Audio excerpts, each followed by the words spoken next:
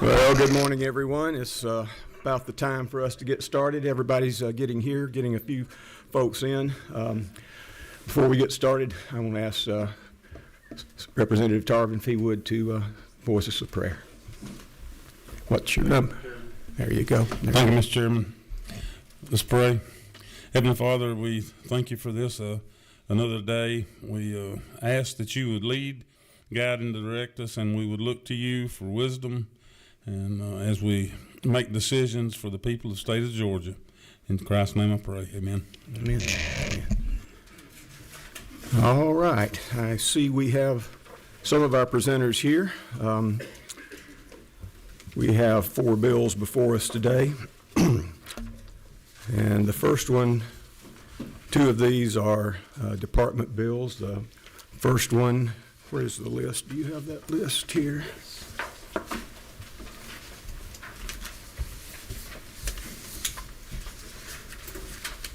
Okay. All right, we have House Bill 348. Representative Bruce Williamson, if he would please come to the podium. There you go. This is House Bill.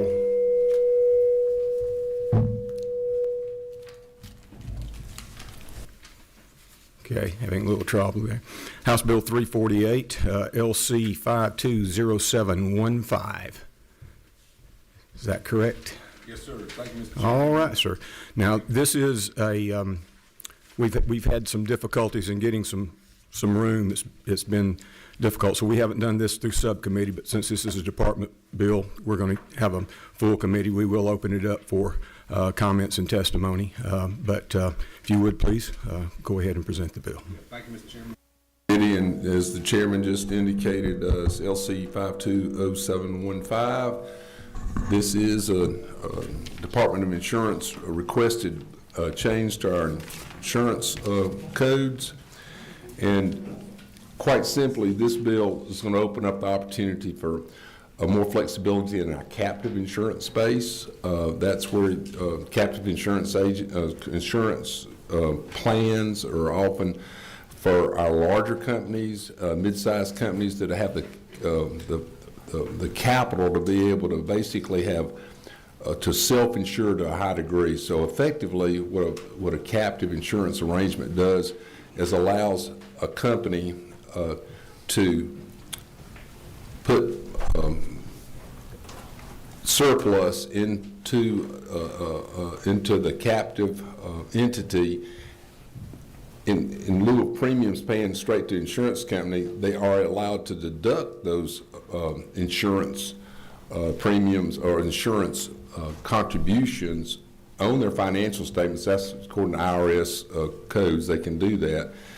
And basically it acts as a huge deductible because all of them end up buying specific in aggregate reinsurance coverage on what they don't, on the portion of the risk that they do not want to retain themselves. I'm trying to make it in layman's language, but this would open up more opportunities for our businesses in Georgia to have more flexibility to structure their risk management plans to their maximum advantage, and thereby just giving more flexibility in this very, very tight insurance market that we got right now. What am I missing on that? It does allow for investor contributions to help provide the capital to make this happen. It's sort of similar to how catastrophe bonds work. If you're familiar with that operational language, and it is insurance department bill, and Jeremy Betts here is an attorney with the insurance department who's very familiar with the concept of what this legislation proposes to do, and I'd be happy to answer any questions, but that's kind of the top line view of what we're doing here. Okay, before we have any questions, Jeremy, is there anything that you would like to say from the department's perspective? I would just say I'm happy to answer any questions should the need arise. We have a couple, so, okay. Representative Tarvin, number 29. Since we're talking in layman's terms, this may be the wrong term, so you talking about the reinsurance on the portion they did not want to cover. Would there be various stop losses or caps? And that's what I was. Depending on who they were insuring? Yeah, it depends on who they might want to, like, for example, a very large airline company in Georgia that's not part of this whole discussion, they might want to take a much, much higher cap and then reinsure layers over that, go to the reinsurance markets to buy more. A smaller mid-sized company, it could be a trucking company running 100 trucks, they might want to retain $5 million worth of exposure and go to the reinsurance markets to buy another $20 million worth of coverage.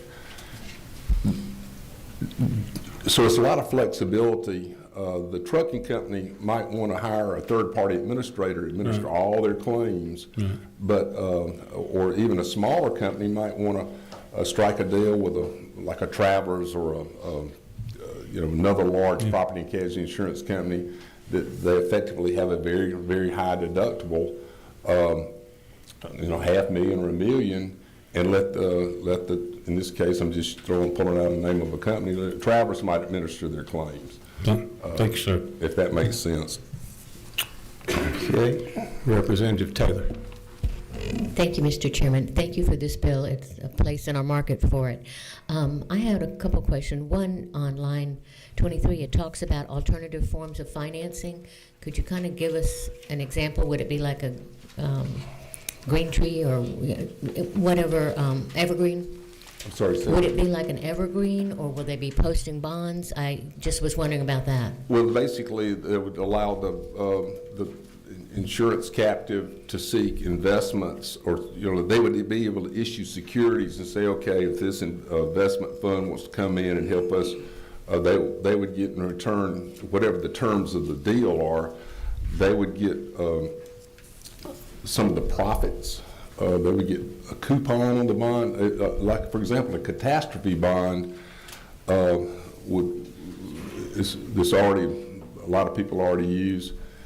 If the hurricane or the flood or the devastating loss doesn't occur, the investors who've helped build the surplus for the protection of the policyholders, they get back all the premium they paid in plus the coupon, but they're sharing the potential loss that could occur if a hurricane hits. Mm-hmm. Similarly in this, the investors are putting in money at risk, that they get paid for the use of their money, but it's according to what the contract says. They say, well, if the losses are below this, we get a little bit more money. If they're above this, we don't get any profit on it. So it's just the terms of the contract, but it allows access to more capital.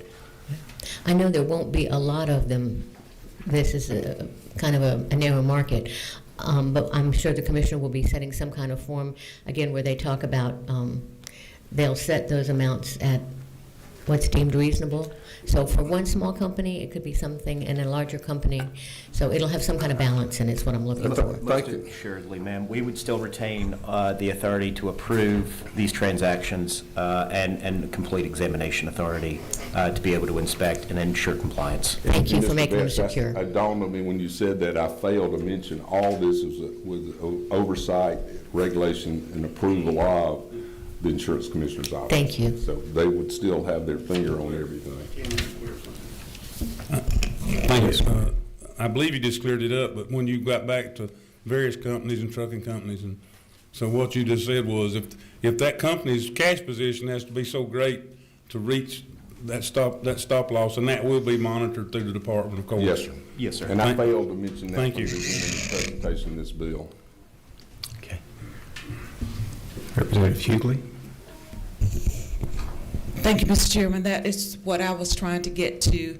is that, this explanation was not all that clear. I know. But I was trying to hear from the department how they're going to oversee and manage that, that what's going to happen here, because you're offering flexibility, and we need to be sure that it's going to be managed appropriately. Absolutely, Madam Leader. Through over the past 2 years, we've implemented a new paperless system, which we'll actually be addressing in later legislation to help with some efficiencies there. But this has enabled the department to maintain a much more efficient and readily accessible view of a company's position. And so if a plan amendment were to come up, we can have a real-time look at where they're at within their fiscal analysis to be able to judge how the risk-based capital should be calculated. So with respect to the Section 3 of the legislation, this grants the department the flexibility to be able to look at various and potentially novel lines of insurance with what a captive may be able to write. Currently under the captive language, cyber insurance is one that we continue to look at going forward with captives and larger companies. And while I believe in most instances cyber insurance would fall under a casualty risk, there are downstream implications that I'm not sure would traditionally fall into this, and so this would give the Commissioner's Office the flexibility to, when a company is in a unquestionable solvency position, to extend that form of insurance to themselves without having to go into a surplus lines market scenario. With respect to Sections 1 and 2, this allows for, Chairman Williamson spoke to catastrophe bonds. This allows for, instead of a bond to be issued and to create that, this allows for a investment vehicle owned by an insurer to accept investment which would pay back a premium interest to that investor to bolster the surplus within that investment vehicle and that insurer at that time. So I'm trying to get to, while trying to reduce a fairly complicated matter, I hope this gets to the question you had. Basically, I just wanted to understand that, or want all of us to understand that the commissioner is going to review it before these companies are allowed to do this, and are you going to review it at some interval after that to make sure that what was anticipated is actually what's happening? Absolutely. Prior to any plan amendment, it must be signed off by the Commissioner's Office before the inception of an investment vehicle such as this. And then there's an annual review upon licensure, because these would be licensed entities. And then there's a quarterly analysis that goes into, annually there must be an audit conducted, which we review the audit findings and can take corrective remedial measures at that point. And then there's a quarterly analysis that goes on to see where we're trending and what to expect in the annual. Thank you. Representative Scott. Good morning, Representative Scott from Clayton County. What role do the sponsors play in the captive insurance companies under this bill?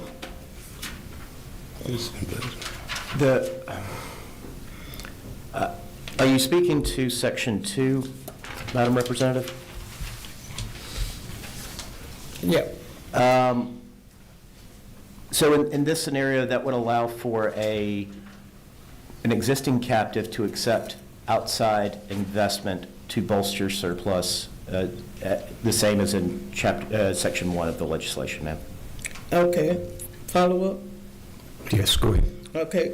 What are the risks associated with this bill? Are there any risk associated with it? I would say, as with all insurance products, there's risk that is built in, but the position of the department has been that this doesn't present an undue risk. Outside that, it provides flexibility while being able to maintain sufficient oversight of these investment vehicles. Okay. Okay. All right. Representative Davis. Thank you, Chairman. I was going to ask the similar question because you're talking in the language of insurance. And a lot of us that are lay people don't understand a lot of what you're saying. But when I was trying to research this particular bill, it kept talking about there has to be proper oversight to ensure or to prevent financial instability.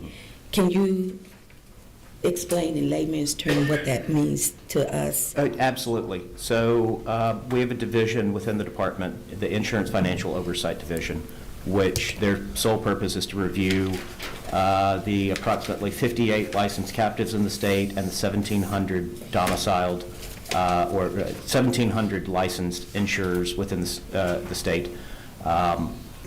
As I referenced earlier, there's a quarterly analysis that must be filed with our office, and then there's an annual licensure review, and that's conducted through the submission of annual statements, audits, and so forth. And then additionally, on top of that, every 5 years, every domiciled entity must undergo an examination, which is conducted by retaining outside examiners through our office, which goes through and essentially does a exceptionally in-depth audit of these domiciled institutions. So at that, I was saying, I didn't mean to cut you short. I think importantly, we need to remind ourselves that these 50 to 100 captive plans in Georgia are all insuring the assets of that one business. It's not going out and selling insurance to members of the general public. That's correct. So it's their own company assets at risk. This is a way that they can better manage their risk management needs in a more capital and a cost-effective manner, and if that makes sense. So the big trucking company is not selling insurance to other trucking companies. It's just trying to cover its own insurance needs and there's an with additional regulation. There's an additional value for captives insuring their own risk because it places the emphasis upon the company to reduce their risky activity, because the captive insurer can then pay a dividend back to its parent company, thus returning capital to the overall company, and lowering the risk profile makes the insurer more profitable, therefore more dividends can be paid back. Now, a follow-up, just very simple. Okay. Is this going to have your small and medium businesses, or is this targeting your more larger businesses? We have captives that are small, middle, and large. So this applies equally across the board. Okay. But again, it's their decision to better manage their capital, and what would otherwise a premium be going to a big insurance company. They can keep that capital within their corporate structure and come out with a better financial outcome for their business than they would. And they have to have the capital to do it, the proper oversight. They can't just say, "Oh, we're going to pay our claims," and there's no money to pay claims. Okay. But it's kind of hard to explain. It's Representative Cannon. Thank you, Mr. Chair. Thank you. What do our neighboring states do? You might have said this already. And then does this make our state more attractive or less? And a follow-up after. So our surrounding states are sort of a mixed bag within the captive market. North Carolina and Tennessee are two of the leaders in the captive arena, with Tennessee having, I think they're getting close to 1,000 licensed limited risk or captive entities. North Carolina is well north of the 150 mark. In recent years, the commissioner has devoted the department's efforts into building its captive market and ensuring that we have the proper workforce to be able to oversee these new entities as they are developed. Florida itself is not a exceptionally large captive market because they have other insurance issues that they continue to work through. while Alabama does have a significant number of captives. To your second point, I would say that Section 3 and 1 and 2 for that matter as well does make us a more attractive domicile in that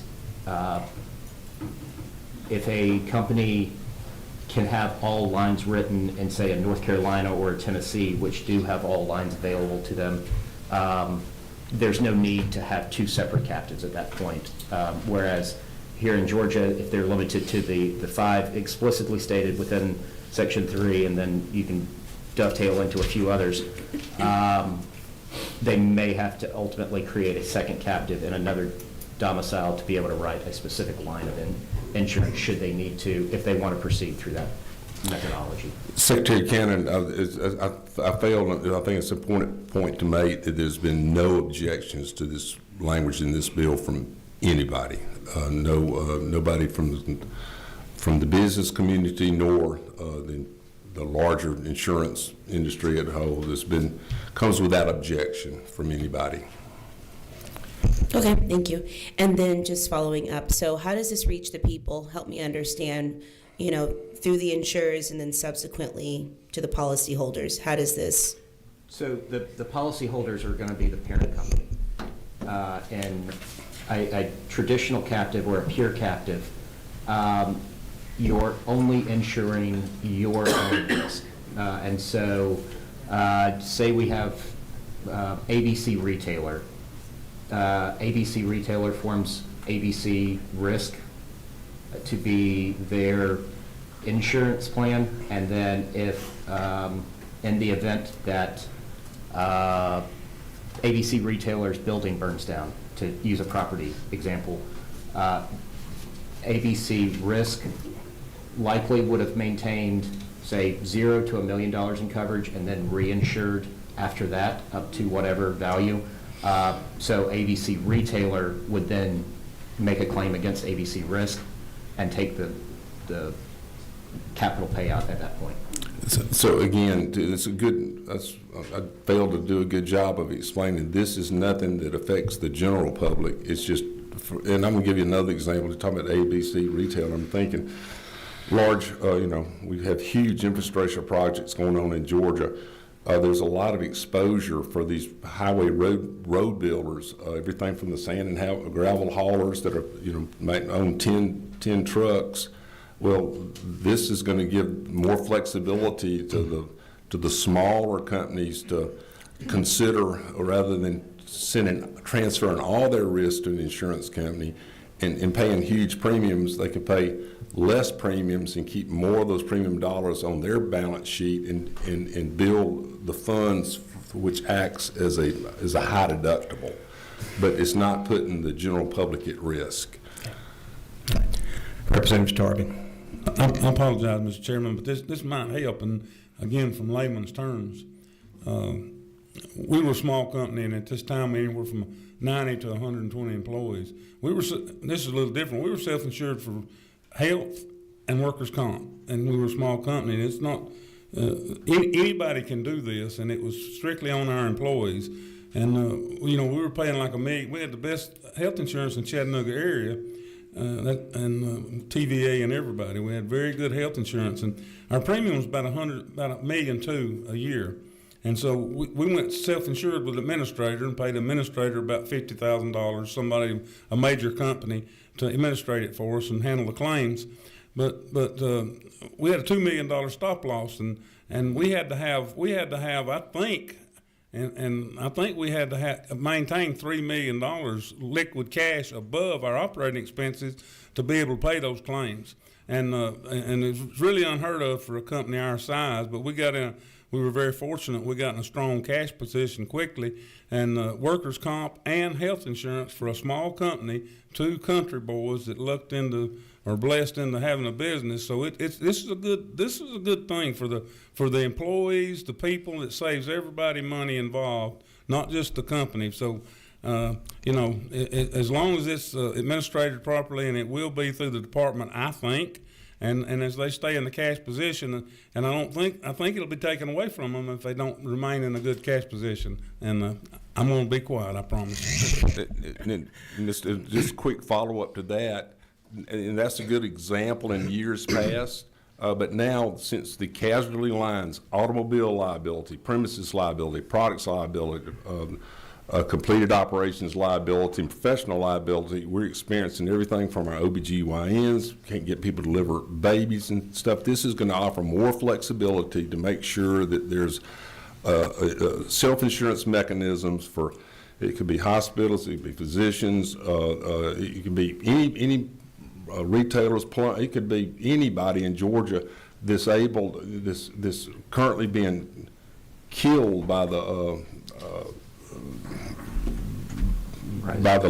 rising cost of having coverage, driven a lot by our legal system. This gives more flexibility for them to just stay in business in Georgia and keep providing jobs to Georgians. Representative Gamble? Thank you, Chairman. I know captives aren't an option for everybody, but it is a good option for some, and I have a trucking company in my district that is in a captive. This is a good bill. Insurance is hard, and, I had to avail myself to get involved with INCOL to really try to dive into some of these things, and I'm still learning. But I know this is a good bill, and at the appropriate time, I'd like to make a motion when you're ready to entertain that. All right. Well, we have some more lights blinking, and we'll give everybody a chance, but we need to also, this being public, is there anyone here who wants to speak for or against the bill from the general public? Okay, good. 24. Thank you, Mr. Chairman. I just would like to make a suggestion, and that is if the insurance department would create us a cheat sheet of insurance terms, because the first thing that you should have done was explain what a captive is. And you would have eliminated some of the questions that you have, because we should not assume that everybody knows what that is. So for our committee, it would be good if you put together us a little glossary of terms that we normally talk about, so that everybody can get on the same page and move in the same direction. That's very fair comments, Madam Leader. And Representative Smith.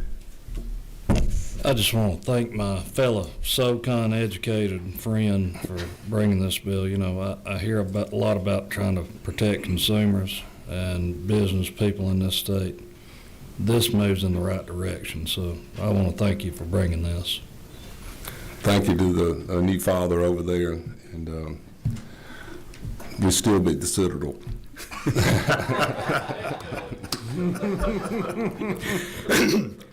All right, any number 11? Okay, Representative Mathiak. Did you? Okay, good. No problem. Any other comment? We ready for a motion? Do I hear a motion? Second. Motion and second. All in favor, say aye. Aye. All opposed? The bill passes. If you would get me the appropriate documents, I'll be glad to sign them for you. Okay? You handle that. Yes, sir. Okay. Very good. Thank you. And we have a Senate bill, and I noticed our senator is here. Let's Senate Bill 35. It's a blue sheet. If you would, Mr. Chairman, if you would please come forward, present your bill. Morning, Chairman Walker. Good morning. It's a Senate Bill 35, LC 461059 SCS. Is that correct, sir? LZ 461059S, yes, sir. SCS. Yes, sir, that's correct. Okay, just want to make sure we got the I right. think we just changed the effective date. That's why it's a CS. So, all right, sir, if you would please go ahead and thank present you. your bill. Well, good morning, everyone. Certainly appreciate you, Mr. Chairman, for letting me bring this to you this stage in the session. That was an interesting conversation about the captives, and I look forward to seeing that over on the Senate side and working on that and digging into it and making sure I understand it. But I'm excited about that.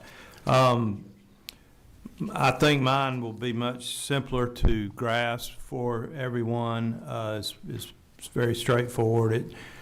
We are, as you all, I think, know, we are in a real tight, or what we call in the industry, a hard market. I'm an insurance agent. I started my agency almost in April. It'll be 30 years ago, so I've been doing this quite a while, and I've never seen the market so difficult that we're in now. It's hard to place coverage. We're seeing rates, go up astronomically, and carriers really tightening down on their underwriting, and some carriers deciding to pare down their exposure in Georgia for various reasons.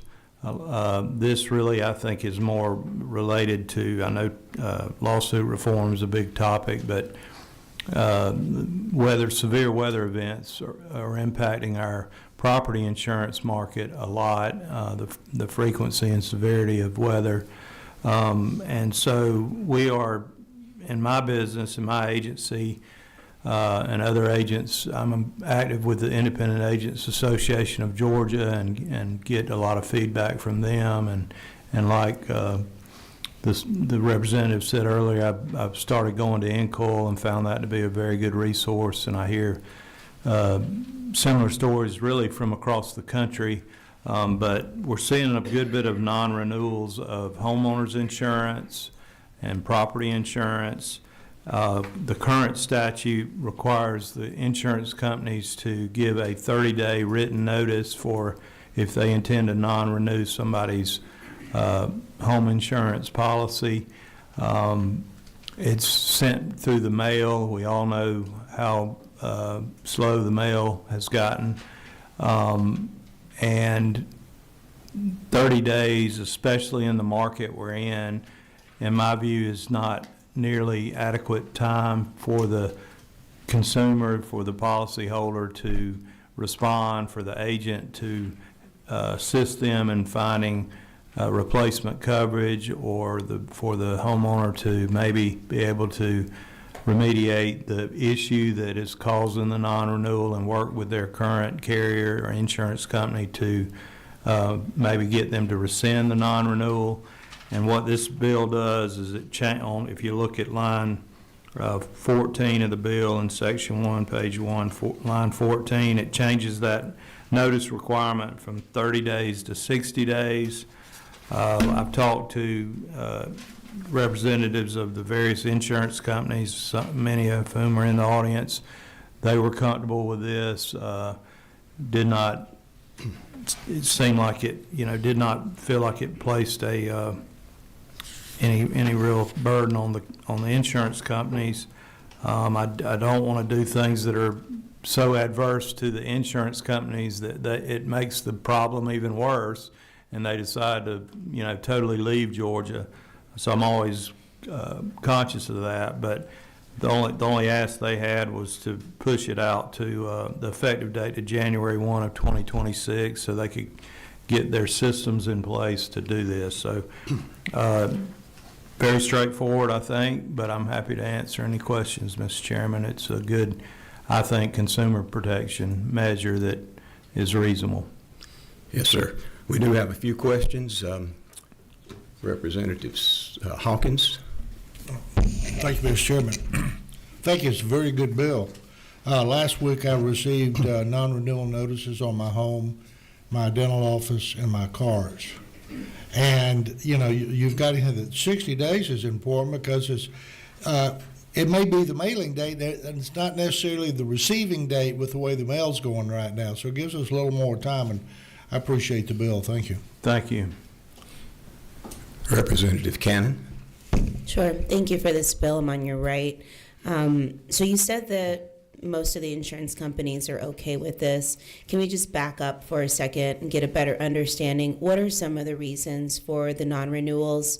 And is it only the 30 days right now that all of the companies are going with?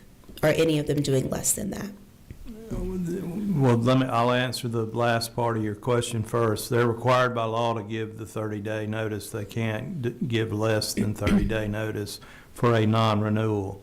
Now, if they can send out a cancellation notice for non-payment, and that's a 10-day window. But for a non-renewal, they are required by law to give you, to mail it to you prior to 30 days of the non-renewal date. Does that answer that part of your? Yeah, what are some of the reasons for Okay, non-renewals? so it can be a wide variety of reasons. It could be frequency of claims. It could be the condition or age of your roof. It could be in their view, a hazardous situation with the maintenance of your house, whether it be a tree that's grown over the roof of your house, or a handrail that's missing on steps, or lack of maintenance, just a wide variety of reasons.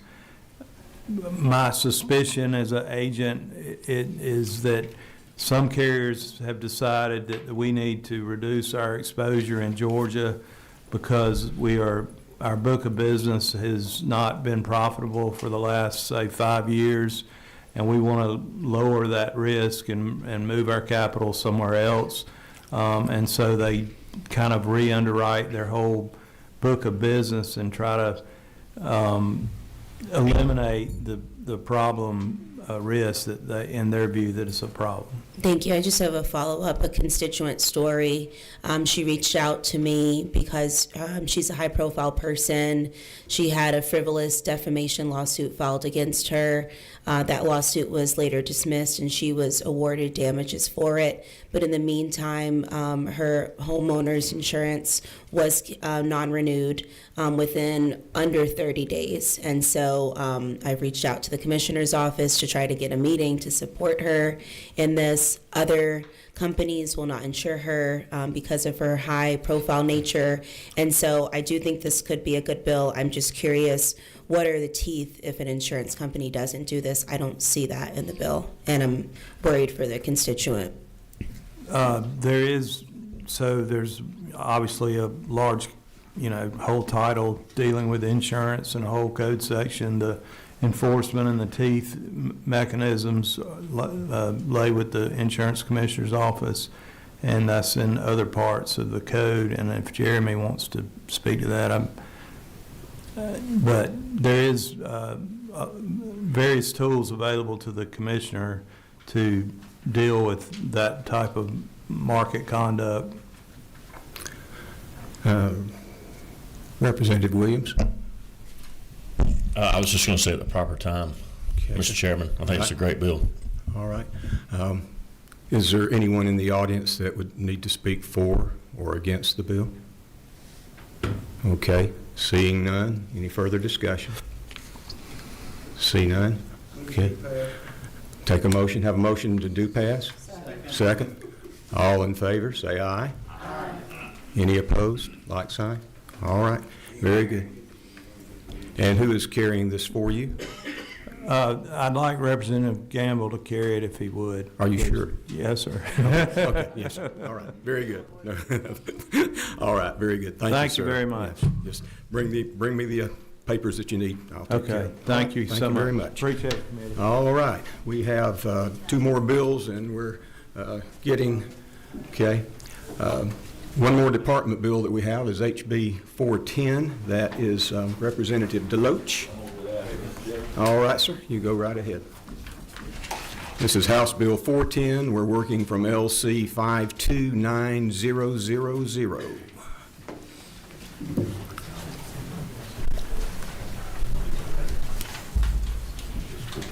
That's what I have, Mr. Chairman. All right, sir. Go ahead.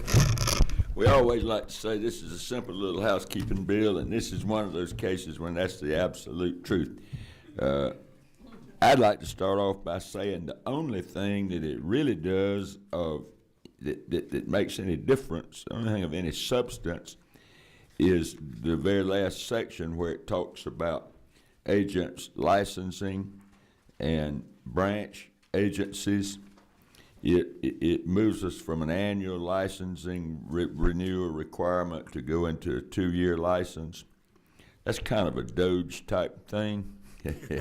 It saves the department a lot of money in handling those things, and it's also a great benefit to the agent and not having to worry about that every year. And the current requirement is if you have branch agencies, you got to have a license for each one of those agencies. And this simply says that your main agency is licensed, and it removes a requirement for a license for the branch agencies. Everything else in this bill is just cleaning up language of what actually happens today. When it talks about the requirement for statutory deposit requirement for foreign insurers, and for the benefit of some of y'all, a foreign insurer simply means an insurer that's chartered in a state other than the state of Georgia but licensed to do business in Georgia. And the department for a long time now for financial condition has relied on other states policing those companies that are chartered in their own state, and this is really an extension of that. Simply says if the state where the foreign insurer is chartered, if that state requirement is at least equal to Georgia's as far as deposits, then it removes Georgia's deposit requirement. Currently, it's a small amount of money. It doesn't really do anything, and it just requires the department to keep up with it. And so another Doge, they're just cleaning up and streamlining some of what they do. Realistically today, when we talk about, there's a section on notices, and it requires advertising. All that's done electronically today. It's on a website. It goes automatically to people that register and ask for notices, so they're eliminating that advertising. So the language you see throughout here that refers to probate judges certifying, that has to do with them certifying that they've met the advertising requirement. And if you remove the advertising requirement, then obviously we're just taking out the language about certifying by probate judges. Other things you'll find in here, simply correcting the way the term vice president is written. It properly doesn't have the dash in there, and we just went through and took the dash out. And some of you ladies would probably have noticed it where it refers to the insurance commissioner. Current statute says he, and we have improved that to say he or she, and I think that's about it. So it truly is just cleaning up language for the most part. I'll be happy to answer questions, but I hope that it won't be necessary for us to go back and read this line by line. Okay. Do we have one question? Representative Cannon. Thanks.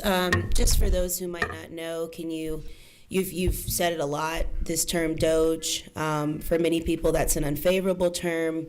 Can you just talk about why you're including that in the state-based bill? And of course, I just want to add. There's nothing in the bill that says Doge. That was just my comment. Yeah. Well, curious about why that kept being, stated. We don't have that type of agency in our state, and so I just think that you'll have to figure it out for yourself. Which is why I'm asking you. All right. Any other, don't see any other questions? Any other comments? My mic is still on. You cut. Okay, thank you. Okay, okay. Very good. All right. Representative Williams. At the proper time, Mr. Chairman, the motion do pass. We got a motion and a second. All in favor, say aye. Aye. All opposed? No. Like sign. Okay, well, very good then. It passes. Thank you, sir. Have one more bill. That is Representative Taylor's. That bill is